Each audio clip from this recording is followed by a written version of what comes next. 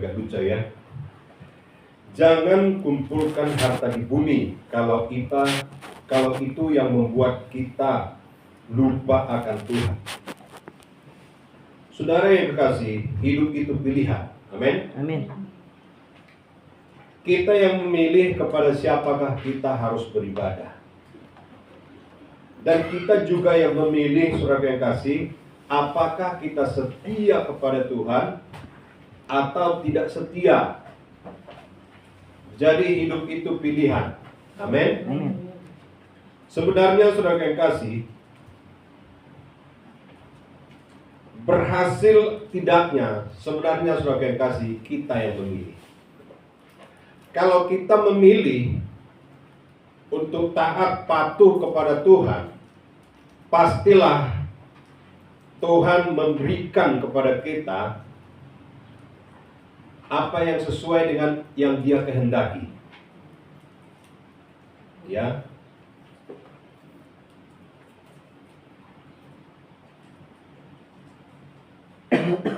Kita juga yang memilih, apakah kita mau mencari dunia, mencari uang saja, tidak peduli akan kekekalan, itu tergantung kepada kita.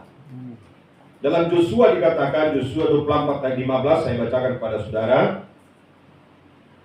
Tetapi jika kamu anggap tidak baik untuk beribadah kepada Tuhan, pilihlah pada hari ini kepada siapa kamu akan beribadah. Allah yang kepadanya nenek moyangmu beribadah di seberang sungai Efrat, atau Allah orang Amori yang di negeri kamu diami ini. Tetapi aku dan seisi rumahku, kami akan beribadah kepada Tuhan. Jadi Yosua memberikan pilihan kepada orang Israel. Mengapa Yosua memberikan pilihan kepada orang Israel, saudaraku? Karena orang Israel itu terkenal dengan bangsa yang tegak tengkuk. Terkenal, saudara yang kasih, bangsa yang selalu memberontak kepada Musa dan juga Yosua. Itu makanya Yosua berkata kepada orang Israel, pilihan ada pada kalian. Kepada siapakah kalian akan beribadah? Ya. Kalau beribadah selain daripada Tuhan yang benar, itu adalah penyembahan berhala. Kalau beribadah, saudara yang kasih, kepada ilah-ilah lain selain daripada Allah Israel, selain daripada Yesus Kristus, itu adalah penyembahan berhala. Amin. Nah, jadi betapa pentingnya kita beribadah kepada Tuhan. Betapa perlunya kita beribadah kepada Tuhan, saudara yang kasih. Sebab pilihan ada pada kita. Ya. Tetapi jika kamu anggap tidak baik untuk beribadah kepada Tuhan, sesat banget, saudara yang kasih. Sampai-sampai Yosua berkata, kalau kamu anggap tidak baik kepada Tuhan beribadah, maka pilih kepada siapa kamu harus beribadah. Tetapi aku dan seisi rumahku, kami akan beribadah kepada Tuhan. Ya, satu keputusan. Sama saja dengan perkataan seperti ini, saudaraku. Sekalipun seluruh penduduk dunia ini tidak mau beribadah kepada Tuhan, tetapi aku dan seisi rumahku akan beribadah kepada Tuhan. Itulah perkataan Yosua, saudara. Ya. Banyak godaan supaya kita tidak beribadah. Ya, pada umumnya, saudara yang kasih, adalah godaan-godaan dunia. Dan juga, saudara, kesenangan-kesenangan dunia. Ya. Yang menggoda kita untuk tidak beribadah kepada Tuhan. Tetapi kalau kita mengambil keputusan, aku dan seisi rumahku beribadah kepada Tuhan, itu adalah tindakan yang benar. Sebab itu mengandung kekekalan. Sebab saudara yang kasih, di luar Tuhan tidak ada kekekalan, hidup kekal, saudara yang kasih. Maksudnya saudaraku, masuk ke dalam kemuliaan Allah yang kekal. Tidak masuk saudaraku, kalau kita memilih tidak beribadah kepada Tuhan. Amin. Saudara yang kasih, firman Tuhan hari ini bagi kita saudaraku tentang memilih. Dalam Matius 6 ayat 19 sampai 24, kita akan membaca Alkitab ini saudara yang kasih. Matius 6 ayat 19 sampai 24. Saya akan membacakan ayat yang ganjil, nanti saudara ayat yang genap. Saya mulai ayat 19. Saudara apa semua? Matius 6 ayat 19 sampai 24. Saya bacakan. Janganlah kamu mengumpulkan harta di bumi ngengat dan karat merusakkannya, dan pencuri membongkar serta mencurinya. Saudara? Tetapi kumpulkanlah bagimu harta di sorga.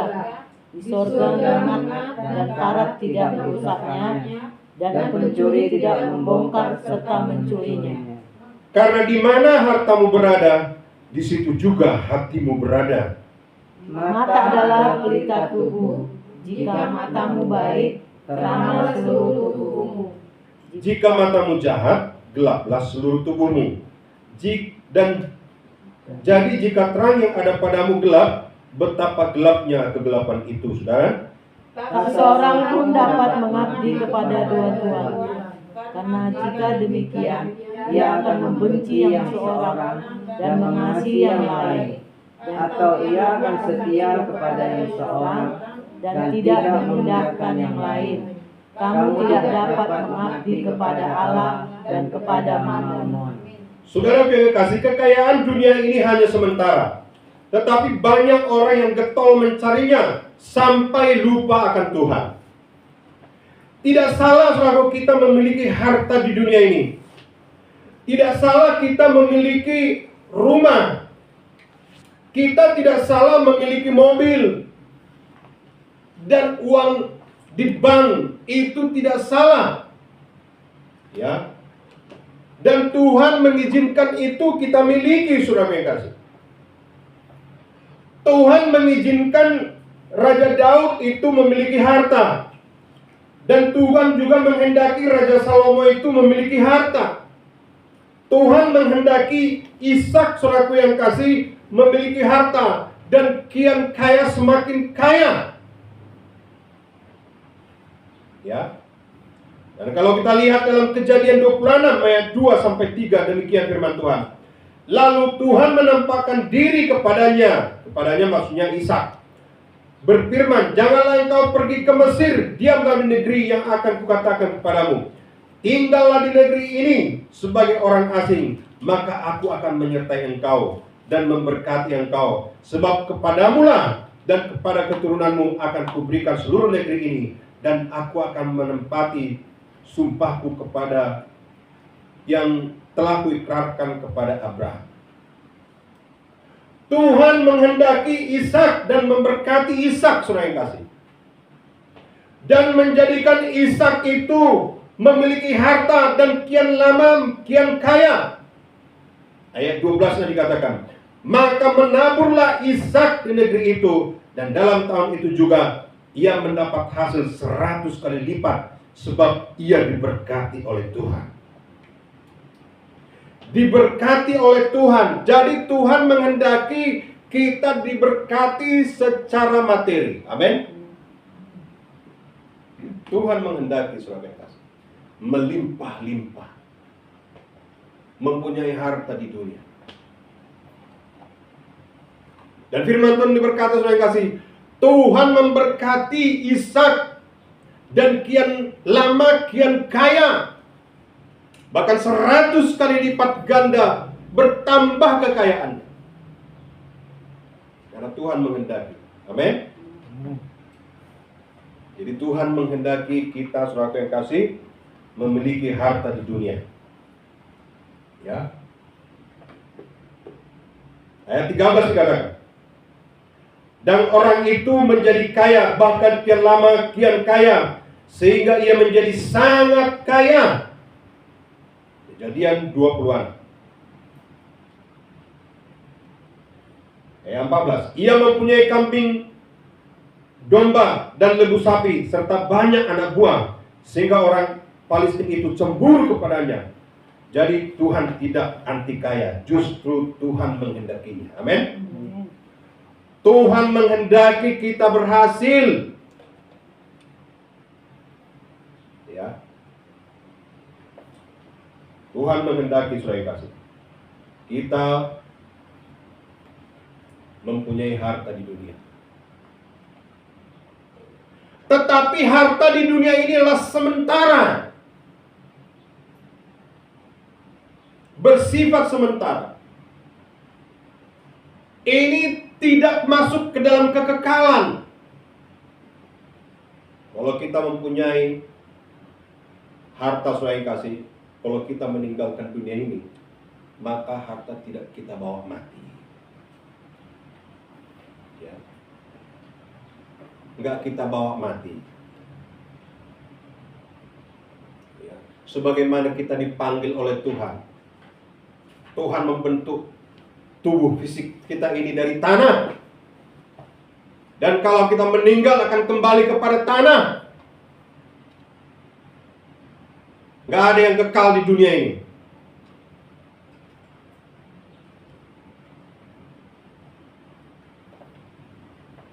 Kumpulkanlah hartamu di sorga, firman Tuhan berkata. Matius 6 ayat 20. Tetapi kumpulkanlah bagimu harta di sorga. Di sorga ngengat dan karat tidak merusakkannya, dan pencuri tidak membongkar serta mencurinya. Ya, saudaraku, kalau kita punya harta di dunia, hati kita juga terikat kepada harta kita. Terikat kepada apa yang kita miliki, saudara. Firman Tuhan berkata, di mana hartamu berada, di situ juga hatimu berada. Amin. Di mana hartamu berada, di situ juga hatimu berada. Misalnya kalau kita mempunyai emas 1 kilo, maka kita pun akan sibuk menjaga. Jangan kita berpikir, jangan-jangan nanti malam dibongkar orang lalu dicurinya, kan begitu kan? Hati kita terikat ke harta kita itu. Ya. Oh, usahaku, rukoku di sana banyak, misalnya material di sana, ada semen, ada segala macam. Kalau diambil orang itu miliaran, terikat di hartanya itu. Amin. Firman Tuhan berkata, di mana hartamu berada, di situ juga hatimu berada. Ya. Kumpulkanlah harta yang bersifat kekal. Amin. Harta yang bersifat kekal adalah kerajaan yang akan datang.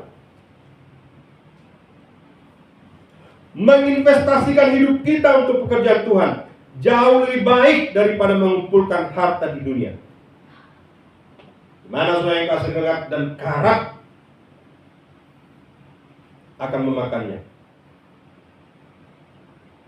Dan apa saudara berikan kepada Tuhan, itu tidak akan sia-sia.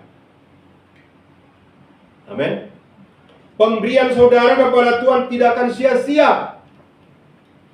Pemberian yang dimaksud di sini bukan hanya uang. Amin. Tetapi saudara yang kasih, hati yang mau melayani Tuhan. Amin. Hati yang diserahkan kepada Tuhan dengan segenap hati, dengan sepenuhnya, saudara yang kasih. Ya. Hidupnya diberikan untuk pelayanan.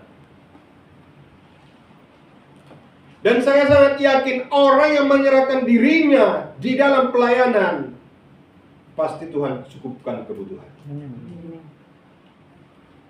Entah dari manalah Tuhan beri itu. Orang-orang yang menyerahkan dirinya sungguh-sungguh kepada Tuhan, Tuhan pasti pelihara hidupnya. Dan ini fakta, saudara kasih. Ini fakta. Tuhan pasti pelihara hidup orang yang menyerahkan diri kepada Tuhan. Ya, mengasihi jiwa-jiwa, melayani jiwa-jiwa, dan tidak ada motivasi yang lain di dalam melayani Tuhan. Amen.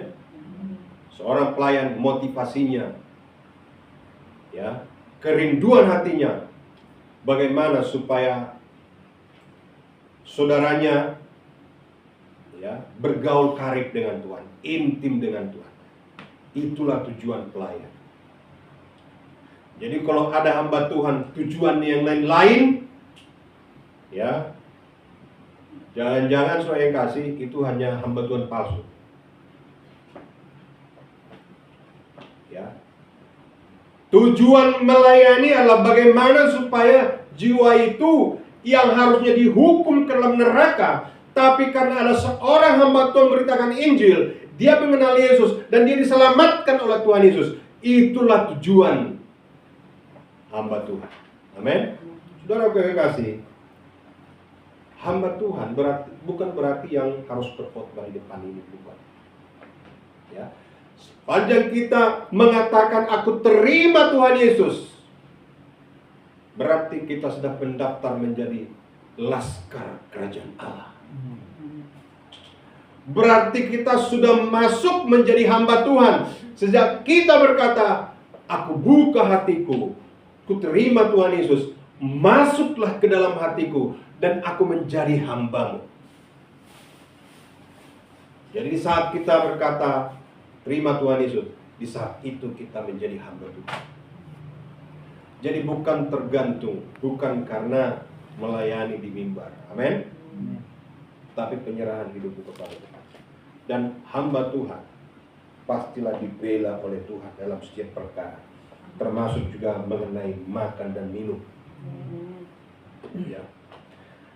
Apa yang saudara berikan kepada Tuhan itu tidak sia-sia. Melayani jiwa, menjadikan murid, dan menjadikan jiwa itu bertumbuh semakin mengenal Tuhan, itu yang terbaik. Dalam Lukas dikatakan, Lukas 15:10, aku berkata kepadamu demikian juga akan ada sukacita pada malaikat-malaikat Allah karena satu orang berdosa yang bertobat. Malaikat bersorak-sorak karena ada seorang yang berdosa, yang sudah meninggalkan jalan Tuhan, tapi dia berbalik mengaku dosanya. Firman Tuhan berkata bahwa malaikat surgawi bersorak-sorai mendengarkan hal itu. Amin. Jadi betapa perlunya kita melayani jiwa. Ya.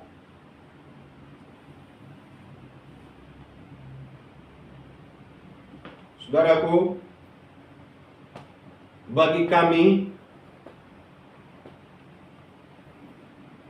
memenangkan jiwa itu hal yang paling penting.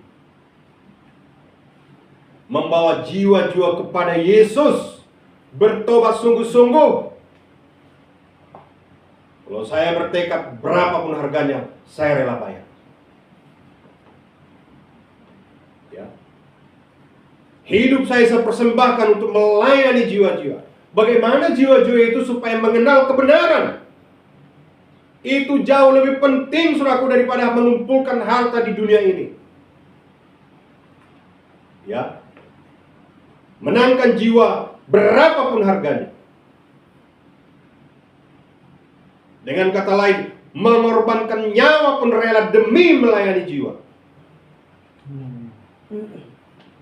Bukankah itu yang dilakukan oleh Tuhan Yesus di dunia ini? Bukankah itu yang dilakukan oleh rasul-rasul di dunia ini? Bukankah itu yang dilakukan oleh pekabar-pekabar Injil di Indonesia ini? Termasuk No Mention? Termasuk hamba Tuhan yang sebelumnya, Hudson Lehman. Sebelum No Mention, di abad ke-7 sudah datang Injil ke Indonesia. Apa yang mereka lakukan, saudara yang kasih? Berani menyerahkan nyawanya demi keselamatan orang Indonesia. Berani menyerahkan nyawanya demi keselamatan orang Batak.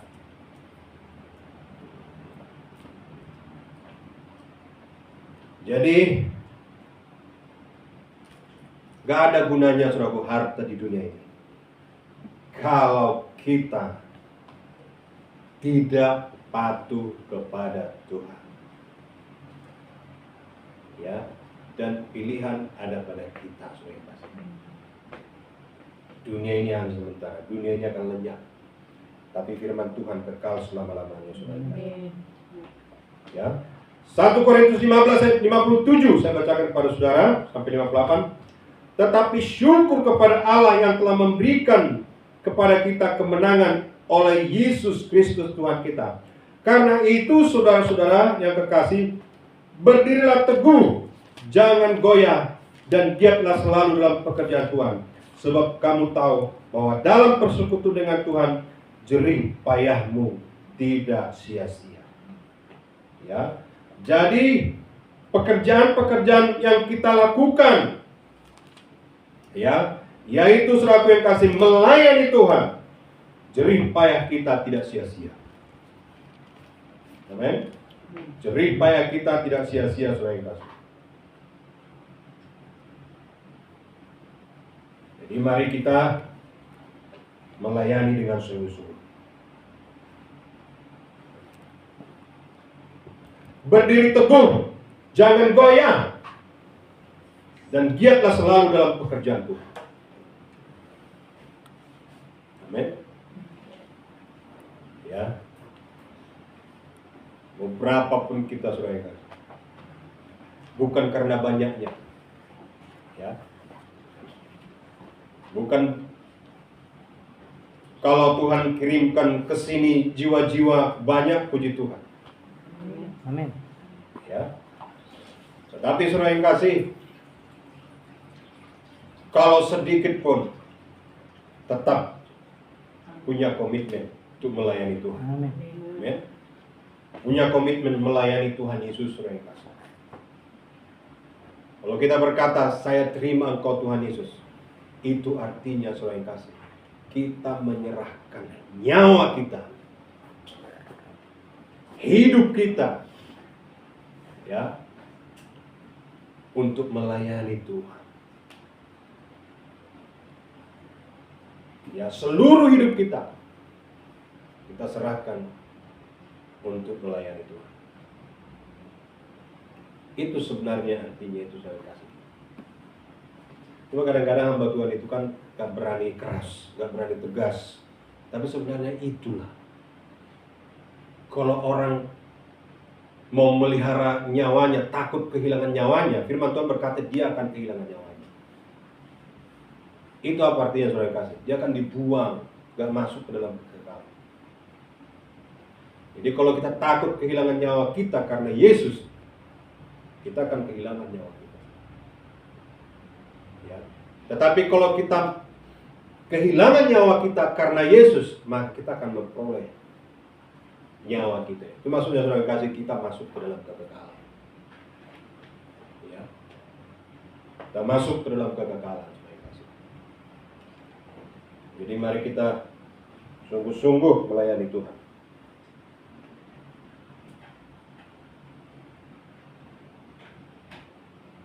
Saudara yang kasih, mata dan pendengaran kita mempengaruhi tindakan kita.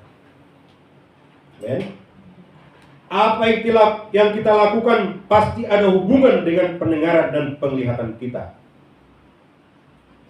Ya.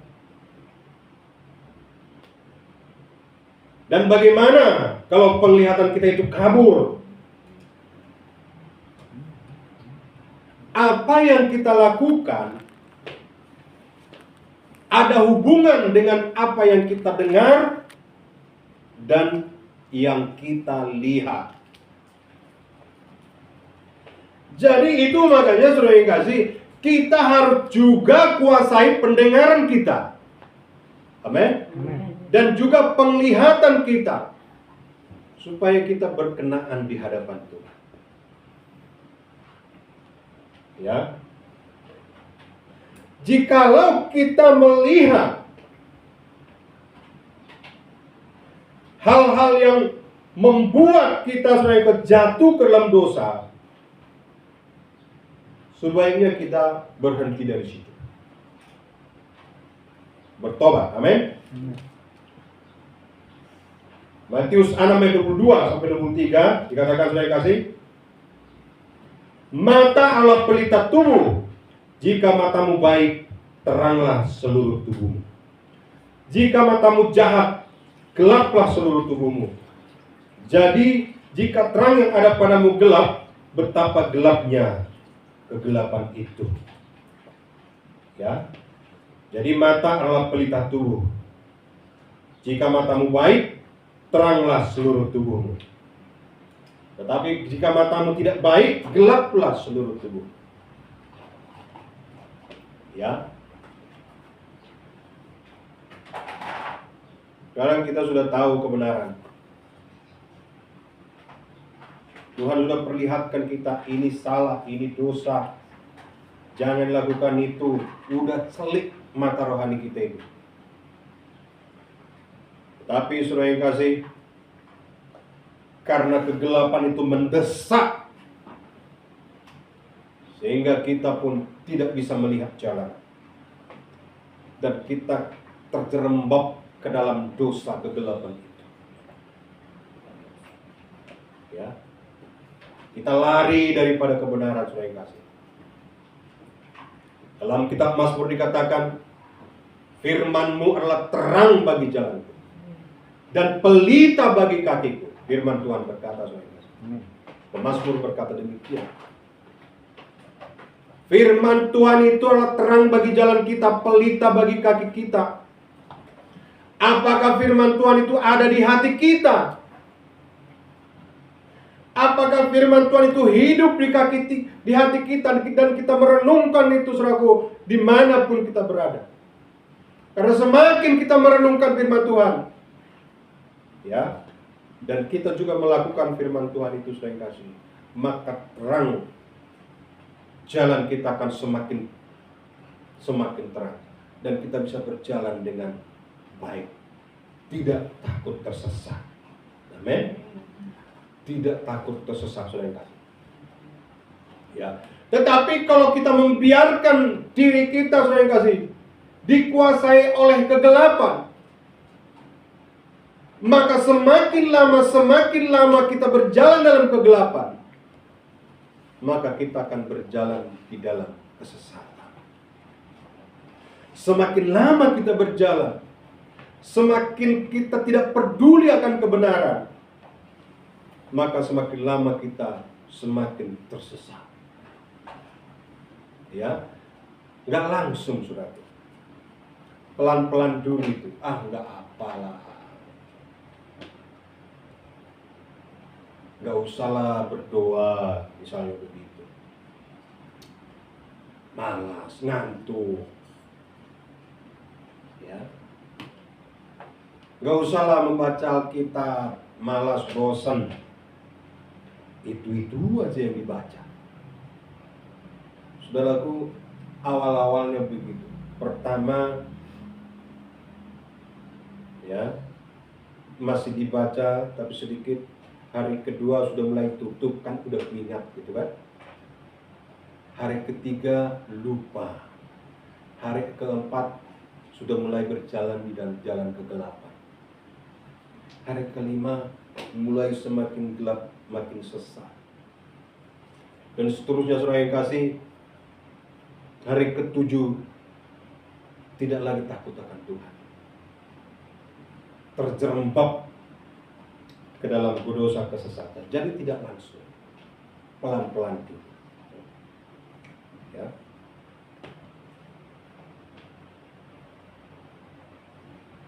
Jika matamu jahat, gelaplah seluruh tubuhmu. Jadi jika terang yang ada padamu gelap, betapa gelapnya kegelapan itu. Apa yang kita pandang dan dengar ketika Tuhan memanggil? Ya. Ketika Tuhan mengingatkan kita akan firman-Nya, bagaimana respon kita akan panggilan Tuhan itu? Ya. Tetapi jikalau mata kita jahat, maka kita akan berjalan di jalan yang gelap. Dan kegelapan itu bisa membuat kita capek, tersesat. Semakin lama berjalan di kegelapan, maka semakin sesatlah jalan kita. Tetapi kalau kita berjalan dalam terang, maka kita tidak akan tersesat. Mazmur 119 ayat 105, demikian firman Tuhan. Firman-Mu itu pelita bagi kakiku dan terang bagi jalan. Ya. Firman Tuhanlah menjadi terang bagi jalan kita, pelita bagi kaki kita, saudara kasih.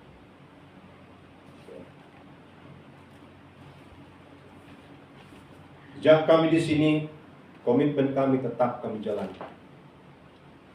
Membaca Alkitab setiap hari, berdoa tiap hari. Itu komitmen kami. Tidak ada hari tanpa membaca Alkitab. Tidak ada hari tanpa berdoa,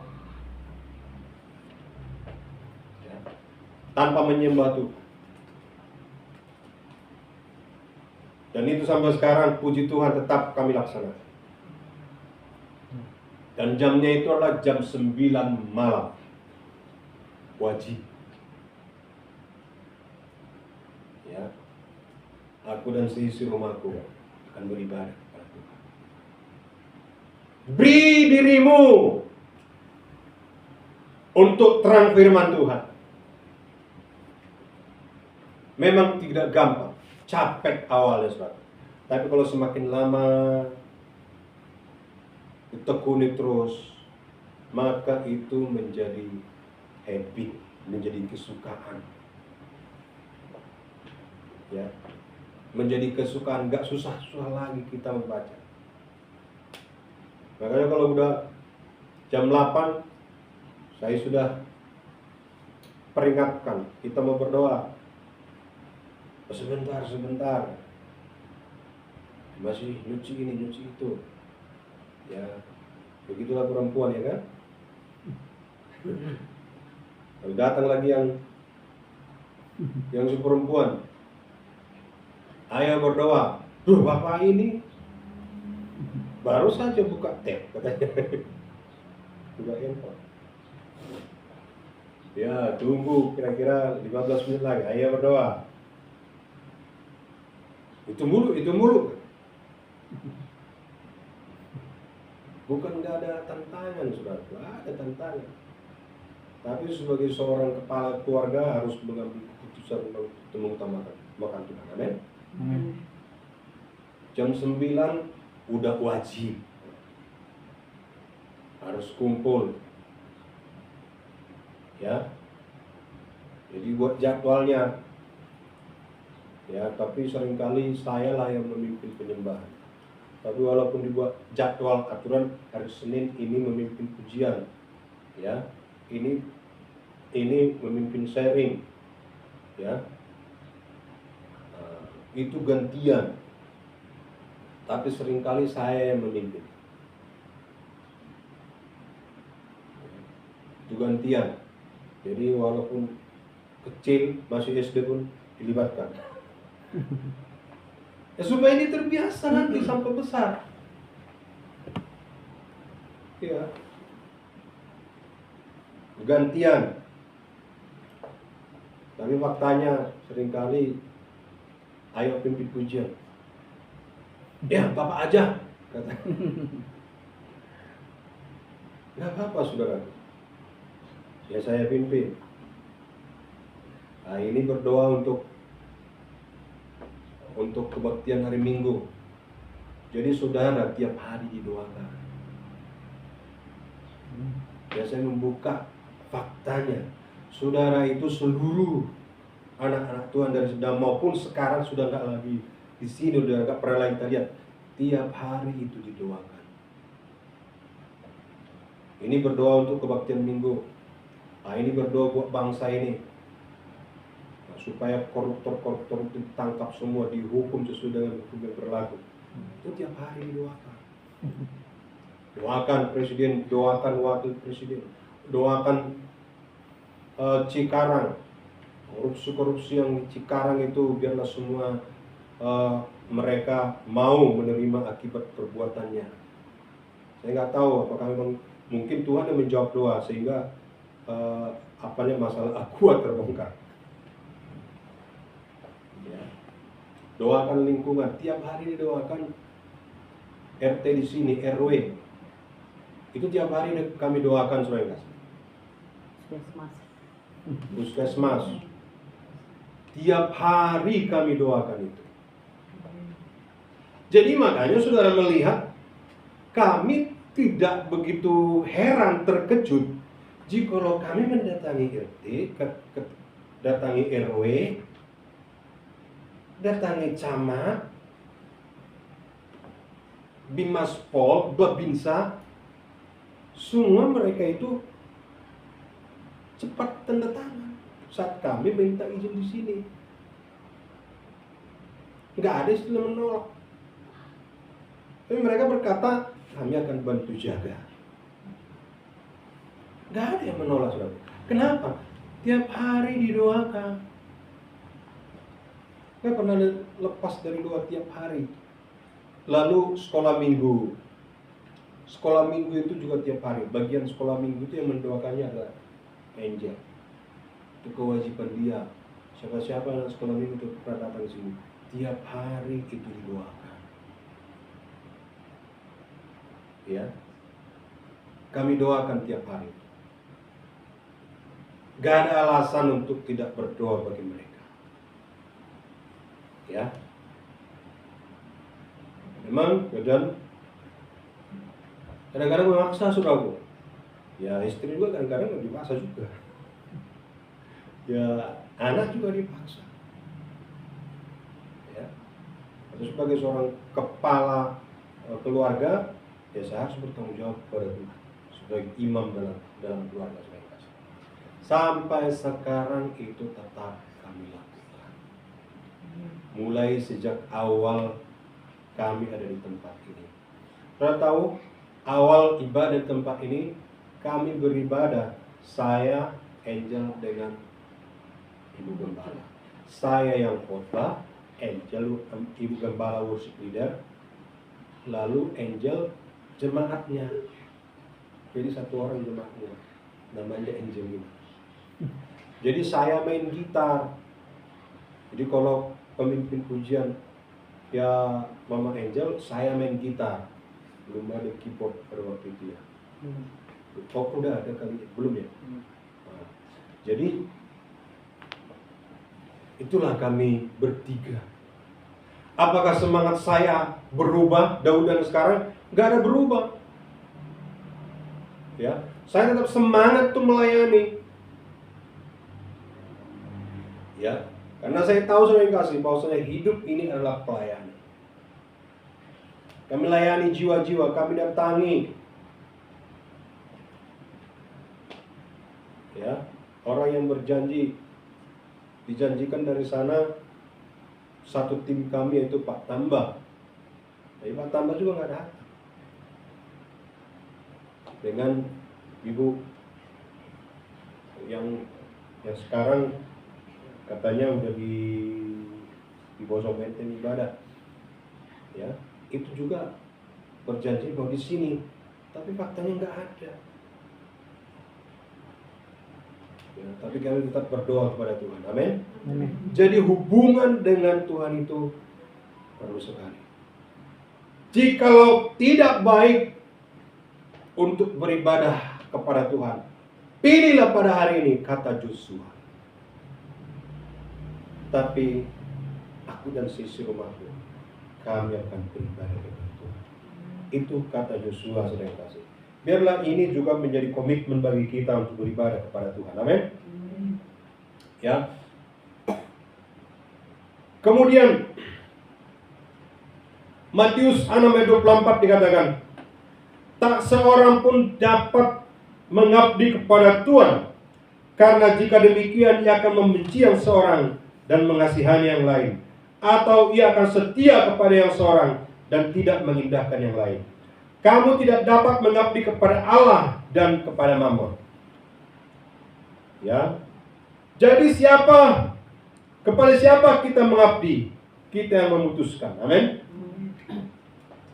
Kepada siapakah kita mengabdi? Apakah kita mengabdi kepada Tuhan atau kepada dunia? Itu tergantung kepada kita. Ya. Tetapi saudaraku, kalau kita memang mau memiliki kehidupan yang kekal, maka kita harus mengambil keputusan mengabdi kepada Tuhan. Amin. Jadi pengabdian bukan hanya di kebaktian minggu, bukan. Di rumah juga kita tetap mengabdi. Amin. Doa kita bagaimana? Ya. Bagaimana perenungan kita akan firman Tuhan? Bagaimana kita mengasihi jiwa-jiwa? Sama seperti saya katakan tadi, saudara yang kasih, bahwa seluruhnya saya persembahkan kepada Tuhan. Ya. Termasuk nyawa dan termasuk apa yang kumiliki, saudara. Saya persembahkan kepada Tuhan. Ya. Jadi saudara yang kasih, yang kita layani bukan manusia, tapi yang kita layani adalah Raja di atas segalanya. Tuhan di atas segala Tuhan, saudara kasih. Dikatakan di sini, tak seorang pun dapat mengabdi kepada dua tuan.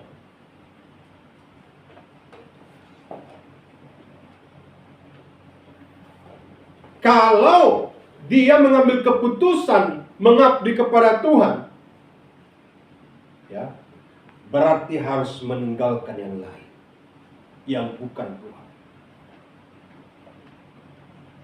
Amin. Kalau kita katakan aku mengabdi, mau beribadah kepada Tuhan, kuserahkan hidupku kepada Tuhan, berarti dia harus meninggalkan yang lain. Kalau misalnya saya katakan aku mengabdi kepada istriku adalah pilihanku, berarti saudara yang kasih, walaupun ada orang yang suka kepada saya yang lain, saya harus menolak itu. Amin. Amin. Iya. Saya harus mengambil keputusan bahwasanya aku setia kepada istriku. Begitu, saudara. Dan istri juga demikian. Aku memilih engkau menjadi suamiku, berarti saudara yang kasih, dia harus menolak laki-laki lain. Iya dong.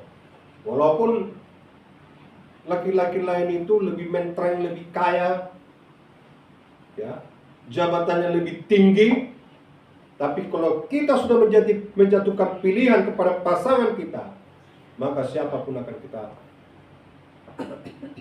tolak. Amin. Demikian juga kita dengan Tuhan.